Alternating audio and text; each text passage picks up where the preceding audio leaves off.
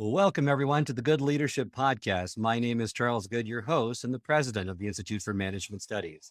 This podcast is designed to provide you with actionable insights and tools that you can use from discussing the research, stories, and background from recognized experts and practitioners to accelerate your impact in your current role. My goal is after what we discuss today, it'll be immediately actionable and useful to you. And I'd love to hear your comments for this episode of what you're planning on implementing. My guest today is Dr. Tim Ursiny, founder of Advantage Coaching and Training. He's been a speaker and certified business coach since 1997, specializing in mental, emotional, and behavioral change. He has extensive experience in the financial services industry. He has also authored or co-authored 14 books on the topics of coaching, conflict resolution, and confidence in the workplace. His book, The Coward's Guide to Conflict, is in its fourth printing and has been translated into 6 languages, and that's going to be the topic of today's program. Well, thank you for joining me today, Tim. Thanks for having me, Charles. Glad to be here. Great. Well, like I said, I'd love for this episode to really talk about that book, about the coward's guide to conflict, because conflict resolution is always an issue in corporate America with new and emerging leaders all the way up to the senior level executives. And not many people are brave enough to write a book on the coward's guide to conflict, because I think a lot more people are cowards in this aspect than what they are willing to admit. So give me kind of background on why you wrote the book, how maybe your personal journey has led to possibly the book being written as well. Sure, absolutely, Charles. So, when I grew up, I was the kid that would sit on the top of the stairs listening to his parents argue, right? I was also pastor's kid, so fighting was a bad thing. And so lots of mixed messages around anger, conflict, debating, etc. And I just really learned to hate it. Just despise conflict. I'd avoid it. I was the kid that would walk through school with his head down. As a result, got bullied quite a bit because it doesn't work to take that passive approach. And as I got older and I went to get my PhD and in grad school, I mustered the courage a couple of times to have some conflict with some professors. And I remember one very specific situation where we were studying ink blots and the professor asked a question. No one would answer it. We didn't know the answer. And he looked at us and said, I don't know if you're lazy or just stupid. And in my most assertive, mature way, I put down my pen and I quit taking notes. Right. So I'm just like sending passive aggressive vibes to the professor. And afterwards, I'm like, I got to go talk to him. And all of my fellow schoolmates were saying, don't do it. He's known to hurt people's careers. I'm like, I have to, my pride was low injured. And so I went into his office and I decided, well, the first thing I'll do is I'll just own my stuff. I said, I got to apologize to you. You said something in class I didn't like. I took a very immature stance. I put down my pen. And I just stared at you. He goes, oh, I didn't even notice. So it wasn't effective. Right. And I said, and I got to tell you, I'm not lazy or stupid. And that comment really bothered me. And he leaned back in his chair and he gave me this look. I thought, oh, here it comes. He said, you're right. That was wrong with me. I'm sorry about that. The next year, he hired me to be his assistant. And it really was a pretty pivotal moment to learn that mustering up the courage to face something like that, it could actually end with a really good result. And then I just started practicing doing that. Now, to this day, I still don't love conflict. I'm not someone to run to conflict, but I'm not someone to run away from conflict. And I've just learned you cause so much pain when you run away from it. Now, are there different strategies for those that really this book is designed for, those that really are fearful of it versus strategies of people that really don't mind it as much? Right. Or are they one and the same? No, there are differences. So, for example, when I first started writing the book, and I'd look and see, okay, what books are out there on conflict? I remember they had titles like The Magic of Conflict. Those of us that hate conflict are not going to buy that book. We need something to help us overcome the fears in order to have those conversations, not just be told, hey, go do it. It's good for you. And so while the conversational tools can be very similar, whether you're a conflict coward or someone that doesn't mind conflict, the buildup to the actual discussion is very different. And so a couple things I talk about in the book, one is doing a pain pleasure analysis of having the conflict. I mean, not all conflict should be had. I mean, there's some that are physically dangerous. You shouldn't have those. There's others we just have emotional dangers running through our heads. So pain pleasure is like doing a pros and cons list, whether I have this conflict or don't have it. But the difference is pain and pleasure gets both emotion and logic. And when it comes to people that hate conflict, you have to hit the emotion. It's not just what's logical to do. And so by doing a pain and pleasure, you can analyze, should I have this conflict? Should I not have this conflict? And it can help you see the pain of not having it. What we initially see is the pain of having the conflict. Oh, they might get mad, they might reject me, whatever it is. If we look deeper, though, we're able to see, oh, but what's the pain if I don't have this discussion? This is going to go on for years. My life's not going to change. I'm going to live in frustration, whatever it is. And then to look at the potential pleasures of having that difference of opinion, which is conflict, difference of opinion. Like for this professor, I became his TA. I became his teacher's assistant, right? It actually bonded us together. And so the first thing for the cowards is to do that pain pleasure analysis to determine, is this something I should try to muster the courage to do or not? And so breaking free of that is one of the first things. Then deciding if you're a dipper or a diver. If you think of a cold swimming pool, there's two ways to get into the pool, right? You got your divers, they get on the diving board, they bounce and they plunge, right? It's a shock to the system, but you get over it quickly. Then you have the dipper. You put a toe in, get the feet in, go down to the knees, wait a little bit, and then slowly submerge in the water. Not as painful. It just takes a longer period of time. So with coaching class, I just say, are you a dipper or a diver? You can be either one. Both get in the pool, and that's the main thing. And the dipper would handle smaller conflicts first before hitting the big conflicts. The diver just goes in and does it. Oh, that's a great distinction. And I love how you state and differentiate that the tools, when you get into the conversation, are the same Right. or very similar. It's just the build up to that. So I love that tool, and I'd love to unpack it just a little more with you. The secret of conflict is really making yourself face it, right? And that tool that you have when your perception of the pain of avoiding conflict and the pleasure of facing it are greater than your perception of the pain facing conflict and the pleasure of avoiding it. That's a lot to say and it's confusing. Yeah, But right. let's try to put it into an example. So, and we break it up, or you break it up into 4 different parts. Mhm. So let's say now you're going to have this conflict, or you're going to have this conversation with someone you don't want to have. It's likely not going to end well. And you're looking at some of the bad things that could happen, the pain of going through it. So you look at the fact, well, they might yell at me, right? Right. I might lose face. They might embarrass me in some cases. And that's one of the kind of the 4 quadrants, correct? Right. Right. That'd be part of the pain of having the conflict. Or others where they're not afraid of being hurt, they're afraid of hurting someone else. Like it'd be the most terrible thing in the world if I hurt Charles' feelings by having a discussion with him. So those would all be pains of having potential pain. And that's where our mind goes to first. Okay. So in the tool, I have them go there first. Okay, That's the first quadrant. That's the pain of facing it. Let's just write it all out. Get it all out. Identify the top 3 or however many that you think. Yeah. Then the next step is, what is the pleasure of avoiding it, right? Right. Well, I feel relieved. I feel safer, are some of the more common. Comfort zone is usually a very common one in there. And those 2 boxes just gave you all the reasons not to have the discussion. Third one of the pain of avoiding conflict, which is usually I'll just continue to feel like a coward because I'm not facing up to it, or I won't get that promotion. They won't take me seriously. So that's something that doesn't happen. I mean, that's the 3rd step, right? And some people don't even go there because they've convinced themselves not to have it by those first 2 quadrants and identifying all those reasons. Yeah, exactly. So that 3rd quadrant leads them there to at least consider, what's the pain of not having this conversation?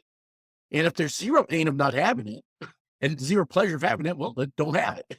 Right. But it forces the person to look at, wow, what am I creating in the long term? Right? Because the pain of having the conflict is usually a short-term pain. They won't like me in the moment. The pain of not having it could be a very long-term pain, self-esteem losses, etc. I love how you distinguish the long-term versus the short-term, because you're right. The short-term benefits, people are more biased toward the short-term, not the long-term consequences. The 4th quadrant is the pleasure of facing conflicts. And that's, I'm going to feel better about myself. I'm going to feel proud about myself. I'm going to be in a better situation long-term for having it, right? Right. And I'd like to end there because actually, if we can really center on the pleasures of having this discussion and the possibility of even working it through to some good bonding or conclusion or having a request met, etc., and we keep that front and center, then we go into the conflict with a very different energy than if we go and think about all the bad things that could happen and it all worked out. And then we bring this really negative, tense energy to it versus we have this vision of all the good things that could happen. And that can impact where that conversation goes because people do respond to our energy. They do respond to our tonality. In fact, many times they respond more to tonality than the words that we say. I always tell clients that tone reveals truth, right? If I said, Charles, I'm really excited about being here with you today. It's fantastic. You're not going to believe me, right? But if I say, I'm really excited, it's great, we're together, then the truth comes across. So ending on the positive reasons, the pleasure of having the discussion, of having the conflictual or potentially conflictual discussion, then paints this positive vision that hopefully takes our energy to a better place when we have the conversation. But first, Again, it's critical to have those two quadrants identified. absolutely. Let's Get the all pain of get all the blocks out first. right. Pleasure of avoiding it. Let's look through those. And then let's go into, okay, now let's look at the flip side of that, right? The pain of avoiding the conflict and the pleasure of facing it.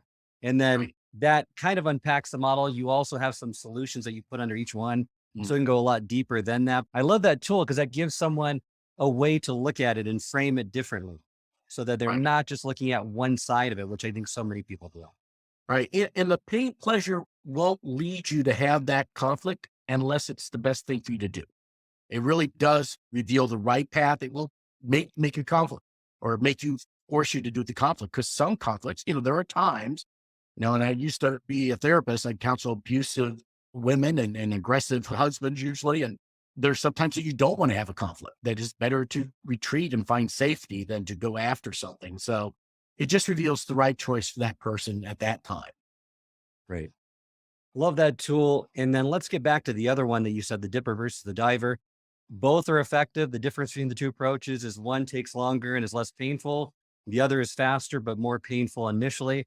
Yeah. It might be less painful long-term, right? So you're sacrificing the short-term for the long-term in some cases when you choose the dipper approach. But is there a preference between the two? How do you identify what kind of individual they are? Because I would assume all cowards in conflict, they're more of a dipper, not just wanting to dive into it. Correct? Yeah. Or Yeah, it's funny when I would do live sessions, I'd say, which one's better? And it was always mixed. And people would always choose what they were, of course. Now I've learned to become a diver. In my initial stages of handling conflict, I was a dipper, right? I pick and choose. And for those people that lack confidence of having a good conflict, it's usually better to be a dipper. So you can build that confidence up so you can start going into the conflict feeling, this could go well. And so if you just lack confidence, your fear is ultra high, often it is better to be the dipper to build the confidence. In the long run, I think the diver approach is the best just because it's faster, you're on it, you don't let all that negative energy build up inside of you. So it really depends, I think, on the stage you're at mastering conflict, which is better for you and personal preference. Personality plays a part here too. What we don't want are the avoiders who avoid, build up, build up, build up, build up, and then they dive. Because usually they're diving out of negative energy, frustration. And again, the approaches they take, they're not in control. It's overly emotional, it's overly attacking or demeaning. And so it needs to be a conscious choice of dipper or diver, not a build-up choice, if that makes sense. it does. What would be the first step for the dipper approach to get them a little bit further along that path? Yeah, if you want to use psychobabble for a dipper, it's systematic desensitization would be the psychological term, right? So usually with that approach, you build a hierarchy of your fears. And maybe one's a 10 out of 10. Maybe that's confronting your boss is a 10 out of 10. I don't know. And you build fears that are less than that and get one that's a 1. Maybe it's talking to a delivery person about where they leave your packages. I'm making stuff up here, but you find that the littlest, this conflict wouldn't be that hard to have. I hadn't had it yet, but it wouldn't be as hard as this one. Okay, well, let's master this one, do that one, build our confidence, then go to your 2, then your 3, your 4, and kind of go up your hierarchy scale. And know that you'll be a little uncomfortable each time you go up. There's actually no way not to feel a little uncomfortable when you're stretching yourself because comfort zones are nice and cozy and they feel safe. And when we step outside them, it's going to feel a little uncomfortable, and that's okay. Expect it. It's all right. So that's the dipper. You build a hierarchy and slowly master different levels of conflict until you get the big one. Great. Now you said something about comfort zone, and I think that's so important. Just is there a tip, a tool, a technique that you can give people just to work on that, build that muscle of getting out of their comfort zone, maybe on smaller things on a more frequent basis, so they feel like when it comes to those bigger items, they're not stuck in a rut or stuck in it without having any means of getting out or knowing what to do. Yeah, I mean, that would be part of the hierarchy, right? Because you're mastering those little things first. But say having even that conflict with the delivery person is too big for you. Well, maybe then you write it out. So one exercise I've had clients do is write out the conflict, but write it out going well, right? And so you're not actually having it. You're just doing it in imagination on a piece of paper. So you take whatever your comfort level is and just go one step above that. So talking to the delivery person is too big. Okay, well, let's do a pretend one on paper or write down what would you say to that person? What requests would you make, etc. But here's the other thing that comes in part in this, Charles, is I mean, how many people were trained on how to have healthy conflict growing up? I mean, why are we just expected to know how to have good conflict? It's kind of crazy when you think about it, right? Because You're right. these are complex. We could have receiver errors. That's where someone hears us incorrectly. We can have sender errors. That's where I say something incorrectly.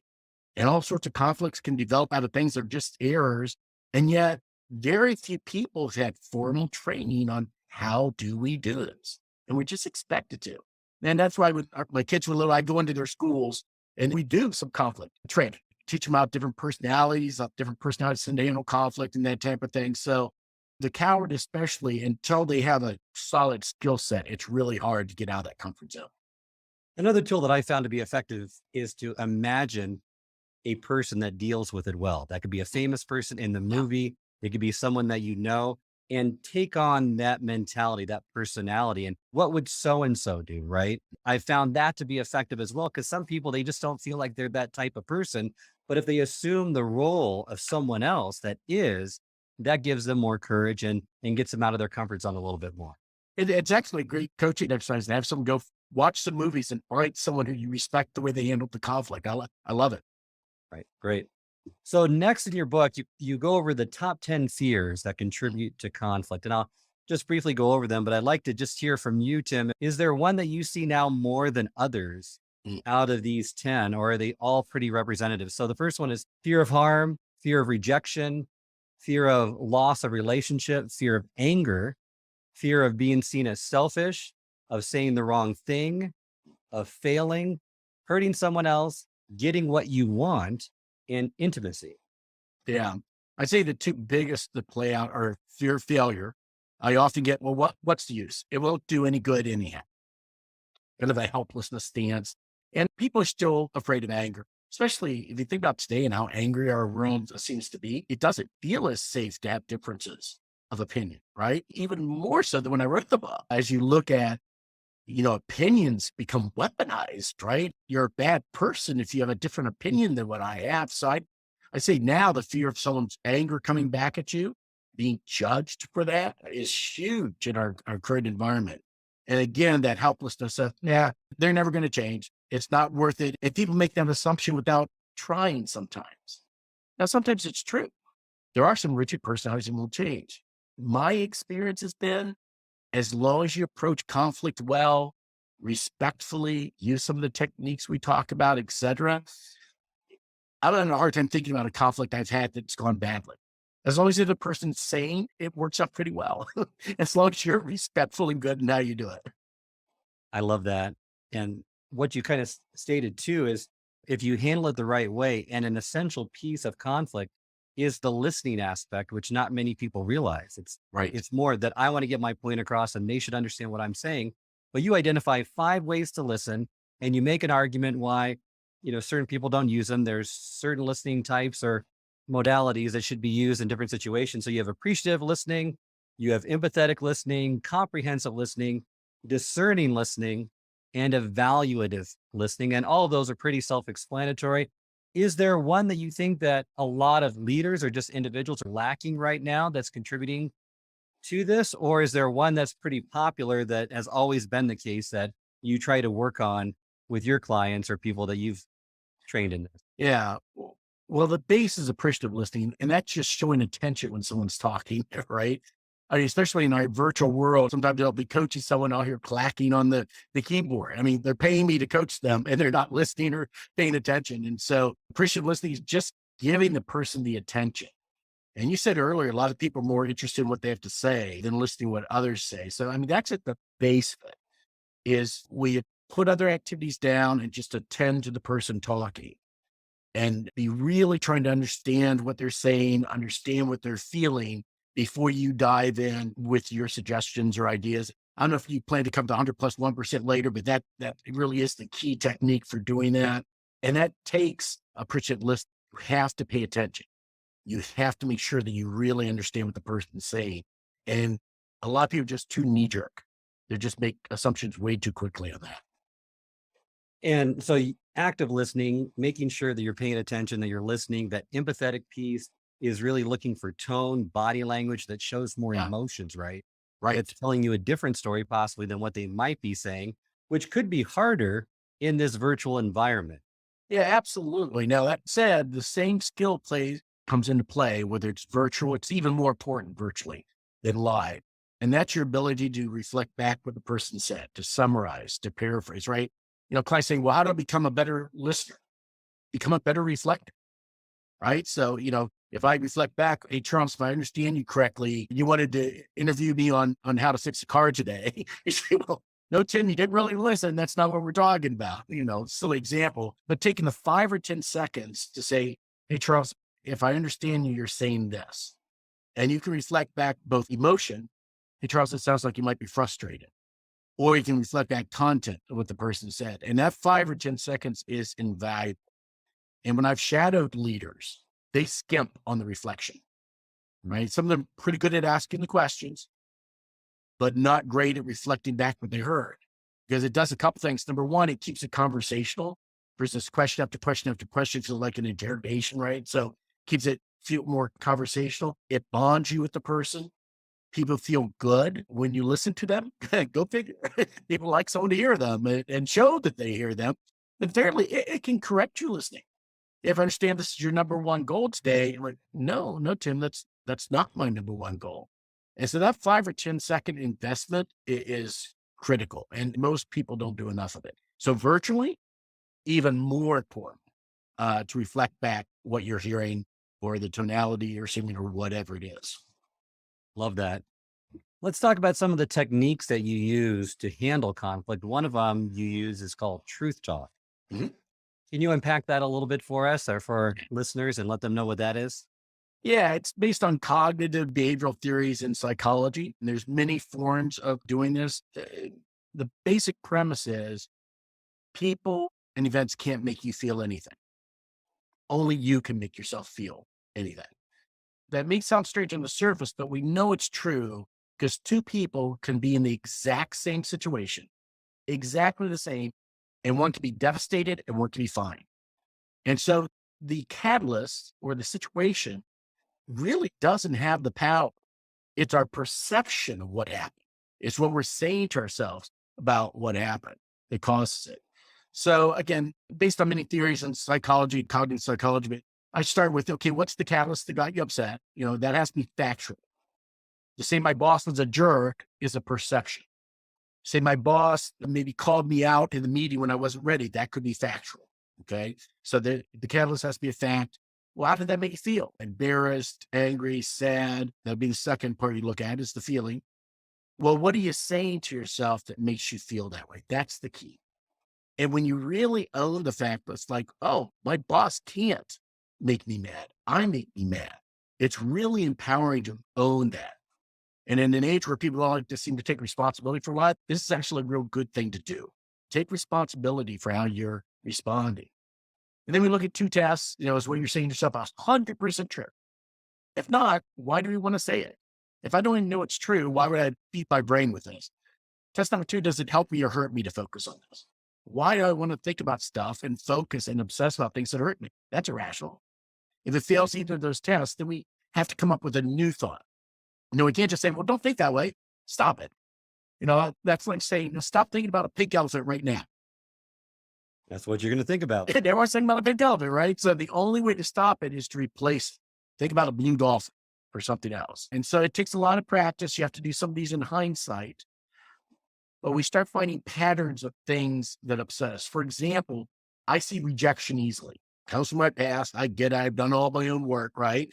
So I know whenever I feel rejected, I have to do a truth talk. I have to clear it and make sure that I'm perceiving it in an accurate, rational way. In fact, I remember this is years ago. If you don't mind me going on a story here, Charles. I love stories. All right. So I was doing a presentation for a financial services firm, and they had recently merged two firms together. Well, one firm, I've been deeply ingrained, tons of work with them. The new firm, I hadn't done any work for them.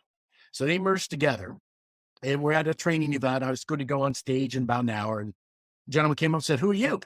I go, I'm the coach. I've been working with blank firm for a long period of time, deeply ingrained. Tell me about yourself. And we had a nice little chat. I went to the restroom, and when I came back, his back was turned to me. And all I've heard him say is, "I hear they're dumping this coach." Now, this is my number one client. So I just walked in to find out I'm getting dumped. I'm all spinny, I'm about to go up on stage and present. And I'm thinking, okay, so Catalyst, I heard they're going to let go of this coach. Okay. Emotion, scare, my number one client, fear, right? What was I saying to myself? I'm going to lose my number one client, right? So I'm getting myself all worked up. Well, is that 100% true? I don't know that. I know this guy said that, but I don't know it. Number two, does it help me or hurt me to think, oh, I'm going to get dumped by my number one client? I'm about to go on stage, and of course it would hurt me. So I quickly assessed it. I actually did this. I had to do it in the moment. And I turned it into, you know what? I got to take my A game up there. I got to show them that it would be ridiculous to let go of me and what I can bring to it. So I went up there and I did, my job and felt pretty good about myself as I walked off stage, but I had to talk to the guy afterwards. So I walked up and I got to tell you, I'm sorry, I was eavesdropping, but I overheard you say they dumped the coach. What's up? And he said, "Oh yeah, the Indianapolis team stinks this year and they're getting rid of him." He's not even talking about me. He's talking about some quarterback or some coach for a team.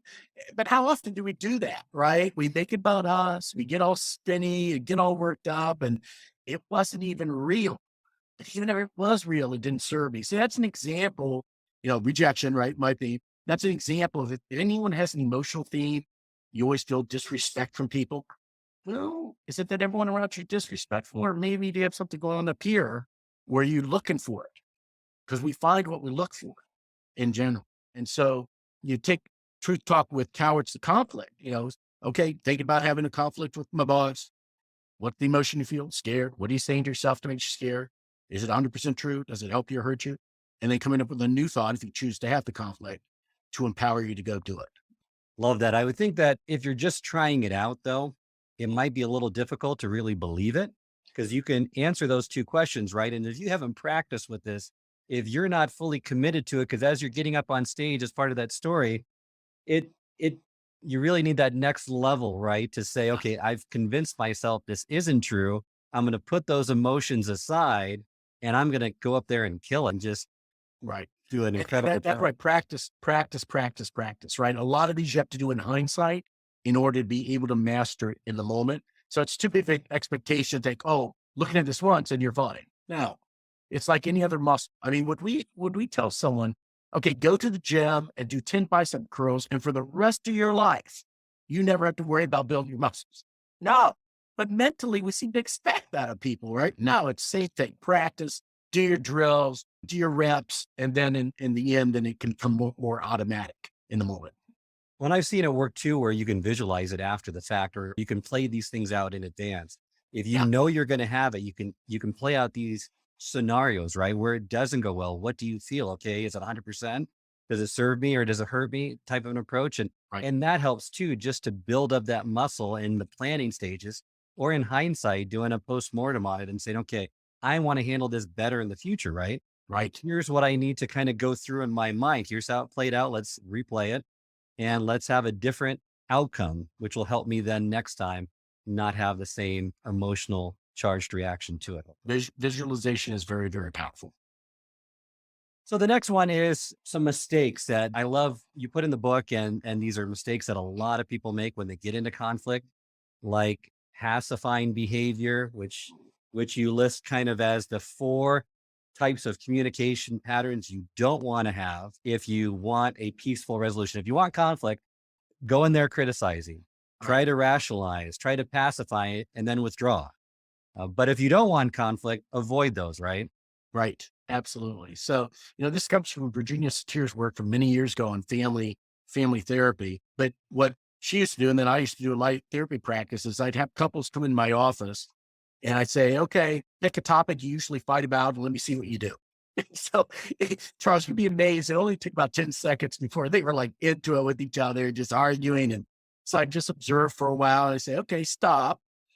And the technique Satir taught was called sculpting. And so I'd get them up and I'd actually move their bodies to demonstrate how they were having conflict. So the aggressor, would have their finger out, pointing, hand on the hip, the bully person telling you what's what, that's one negative mode. I know to have the pacifier go down on one knee and put their hands up in the air, trying to pacify the bully, which of course doesn't work, right? The pacifier is not really sorry. I'm sorry, I'm sorry. They're not really sorry. They're just trying to get them to shut up, right? And so unfortunately, this doesn't work because it's not genuine. The bully senses that, and they also lose respect for you that you're down on your knees begging. So it's not effective. Then we have the rationalizer and the super intellectual. We put the thinker pose. You can see that. And that's the person that refuses to let emotion come through, right? It's all logical. It's cognitively demeaning. Well, Charles, if you just be rational about this, so the bully's almost physically demeaning. The rational person is being cognitively demeaning. And then withdrawer. First, I do that by crossing your arms, turning your back. That's the old, honey, what's wrong? Nothing. Honey, I think something's wrong. What's wrong? Nothing. Nothing's wrong. And something is wrong, but they won't admit it. So I'd have couples kind of do their dance. So maybe I'd start someone with the aggressor. The other person would go down to the pacifier. The aggressor would shake his or her finger even more. Well, finally, the pacifier might stand up and cross arms and withdraw. Well, what happens when you withdraw? The aggressor usually chases you. Now, it's interesting. Who has power in that situation? The person withdrawing. All of a sudden, it was the aggressor in power. Now it's the person withdrawing who just took the power away. And so much of negative conflict is about a power shift. Who's in power now? And so those four modalities are ways not to have conflict. So we symbolize the healthy way by arms at your side, eye to eye, adult to adult. I respect you, I respect myself. My arms are open, which means you could hit me, right? Emotionally hit me if I'm being that vulnerable. You could turn your back and abandon me and walk away. I've just found with any aggressive people, whether it's at the airport, like I'm going to later, or anywhere else, if you meet an aggressive person, if you can stay in that open position long enough, you're showing respect to them and you're showing respect to yourself. Say people calm down. You're giving them no distraction. You're not showing any bad communication to distract them from their own. And again, from a boy who grew up not wanting to ever have any conflict, so now that I don't like it, but it goes well. And I'm always willing to have it if it's in someone's benefit to have it. Do you find that same approach works in a corporate setting? I mean, possibly you give us a story of kind of how that's used more with leaders and organizations. Yeah, I mean, it's the same thing. If you think about the corporate setting, often when someone goes to a conflict, right, they let it build up so much, they're usually a lot of times the corporation going like this, where they've been avoiding it for a long time, that finally bursts, or they're just more of a dominant, aggressive personality in general. So when you go to conflict like this, most corporate conflict, you're telling someone they're wrong. Well, how did most adult people respond to being told they're wrong in a corporate setting? Defensive. You're just inviting defense. Now, this is really tricky. And I don't know that I covered this in the book or not, but to be able to give someone feedback without making them wrong and still be genuine, because I believe this has to be genuine or it falls flat on its face, is really an art. So, for example, there's a technology company that I was working with, and they were just butting each other, but or no. First thing that came out of the mouth was no, or you're wrong. And I had to stop. I said, look, we're going to have this conversation without you making someone wrong. So for example, show some empathy of why they've done it that way in the past. Okay, so I can get why you did it then. And now this is the way we need to do it. Within just 15 minutes, I think it was, they were almost hugging and singing Kumbaya when before they're about to kill each other. And so do you need to make the other person wrong? So even in a conflict where you have a request, you don't need to say, you need to stop being disrespectful to me. You say, you know what? I'd really appreciate it in meetings. Let me get everything out before you jump in with ideas. You feel the difference between the two? When I'm labeling you as you're doing something wrong, the other, I'm making a request. And so it's tricky. And to do that, you got to make sure you haven't let the emotion build too much, because it's really hard when the adrenaline is running to have that level of self-control in the conflict. How about that other tool that you mentioned earlier, the 100+1%, in helping people to see some validity in what's being told by the other person before Yeah. they automatically go on the defensive? For all the work I've done in conflict, whether it was as a therapist for 7 years or the 30 years I've been a corporate coach, this is the number one approach for diffusing arguments and getting to a good place.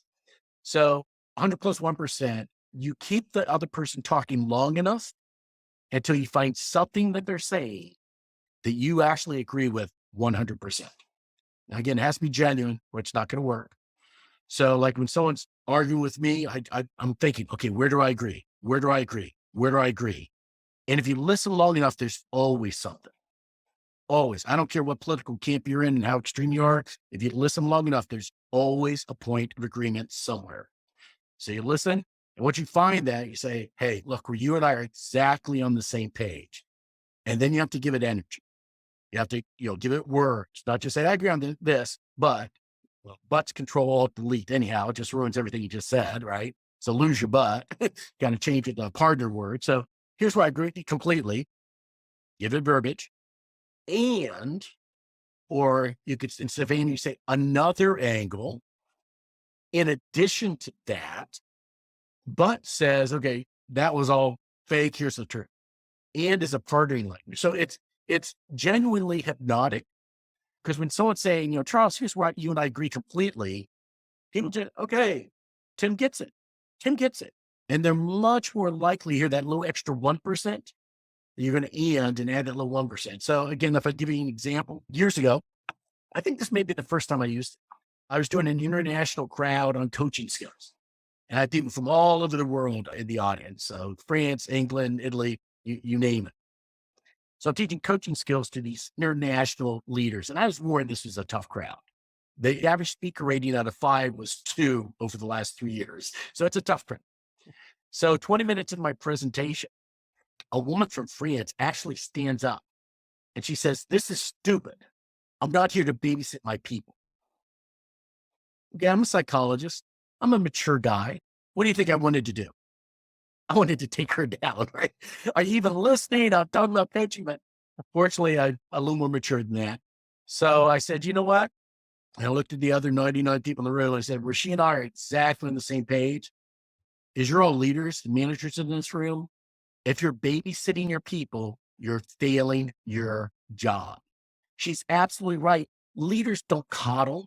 They don't handhold. They don't pacify their workers. And with coaching, what we're doing is holding their feet to the fire of their best performance and getting the best results out of them. And I kept talking. The rest of that session, this woman that stood up and said I was stupid, or my stuff was stupid, was taking notes and nodding her head. He's pretty spot on, right? So it just shifted the entire feel. And I really did agree with her. The manager shouldn't babysit. I couldn't agree that my stuff was stupid. So I picked the part that I could agree with, and I added what coaching was. And I've used that technique so many times for doing presentations, especially in financial services. You do get a lot of people that like to correct you, which is okay. I'm actually fearless about it because I know this technique works. And it's based on genuineness. How cool is that we can actually diffuse someone by being genuine? And all it takes is discipline to think, where do I agree? Where are we on the same page? It's actually based on likability. Now, what is likability? Likability is how you make people feel about themselves when they're with you. how you make people feel about themselves. It's not about my charm or it's how do I make others feel about themselves when they're with me? And when we butt each other and when we immediately disagree or judge what the other person's saying, that likability factor is gone. And people, as you said earlier, just get very defensive with you going in and telling them wrong. There are times you need to tell people they're wrong. Don't confuse that. There are times, so many other times when we don't. We just don't to get to a good conclusion together. You're right. I've said this before in other episodes of the podcast, but I love the statement that if you really want to get to know someone, if you really want them to really be attracted to you in terms of the conversation and be more in your court, don't try to be interesting, be interested in the other person. Yes. Everyone's Yes. favorite topic is themselves. Ask them questions, be an That's right. active listener, get them to open up and to connect then through that instead of you trying to showcase everything that you're great at or trying to one up them. It just doesn't work. Absolutely. And I don't know about you, but I find people fascinating. In fact, I like quirky people. And it's amazing just sometimes in coaching, just the fact you're listening to them and finding value in them. And, there's some people that don't get a lot of that in their lives. And that's sad, especially just fascinating people. So yeah, I like that. Was it be more interested than interesting? Yeah, And absolutely. they're gonna come out of that conversation, right? And they're gonna say, "This person was the most interesting person," and you hardly divulged anything. You were Right. asking great questions, getting to That's know. right. So That's right. that's As a long good as that it's genuine, it's powerful. oh yeah, I love it. The other thing that I see a lot with conflict is that they can't let go of insignificant details. They want to wage every single battle, right? And they don't see that they're trying to win the war. They just want to win the war and they want to win every battle. But it's holding your tongue, right? When tempted to follow insignificant details of the argument, just it's not worth regurgitating. It's not worth stating. If you have one or two things that you want to get resolved, I would think it would be better just to focus on those, right? And let the other stuff go. Yeah, don't sweat the small stuff, right? I think that's a book. But this idea of the truth talk can help you make that judgment. The pain pleasure can help you make that judgment. Is this really worth it? Does this really benefit us? And kind of related to this, I think this is fair to relate this, Charles, is the difference between events and patterns.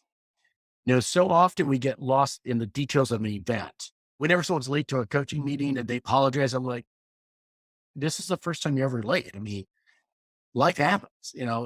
And so for events, I tend to get a lot of grace. Anyone can make a mistake, anyone can be late, anyone can, you know, that said, patterns mean a lot.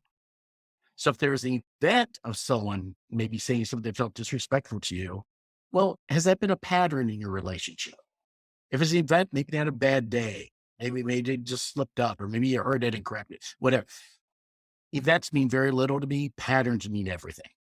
So the most powerful conversations are actually not about those little gritty details and every little thing that bugs me, etc. The most powerful conversations are about patterns because people can't justify patterns. I can excuse any event. Oh, dog ate my homework, bad traffic getting in today. That's why I was late, whatever. Well, if I'm constantly late, well, traffic can't be bad every day, or at least I'm not anticipating it, right? So it's much harder. So I to defend patterns. So I encourage people, first of all, is it a pattern? If not, is it really worth going after? Or could the person just had a bad day? If it's a pattern though, okay, now let's really look at it to see what the conversation could be and what request you're going to. I always encourage people when they're having a conflict, go with a request. Don't just go to vent on someone that's never effective. Go with a concrete request for change. And that's your highest probability of getting something you want versus, okay, I feel great that I vented all over you. And I spewed all this filled up emotion, but what did I get out of that besides a temporary emotional relief? I haven't changed anything, or maybe I made it worse. Love that. What do you deal or how do you deal with someone who loves conflict? Whether it's a boss, a coworker, they thrive on it. They look for opportunities to have it. And despite all your best efforts and techniques and tools that you've learned, it just keeps happening. How do you deal with that person? Yeah. There are some personalities that have the life philosophy. If it's not broken, let's break it and see what happens. Right. So they are out there. In fact, in workshops, I get people on a continuum. Say, for those of you that love conflict and those of you that hate conflict. Now, most people are on the disliking conflict side, but there are people all the way to the I love it. They're usually adrenaline junkies, sometimes power junkies. They like control sometimes. So a couple things. Number one, the 100 plus 1% is really good for them. because you're saying, you're right. And then having that technique effect. This was years ago, is a group of very high-end financial advisors. I mean, the top of the top. And I was like the fifth speaker. And there was a guy like you're describing, and he took down every speaker before me. He took down every single speaker before me, and they, try to pacify him, and then he'd get him flustered. And so I knew he was coming after me.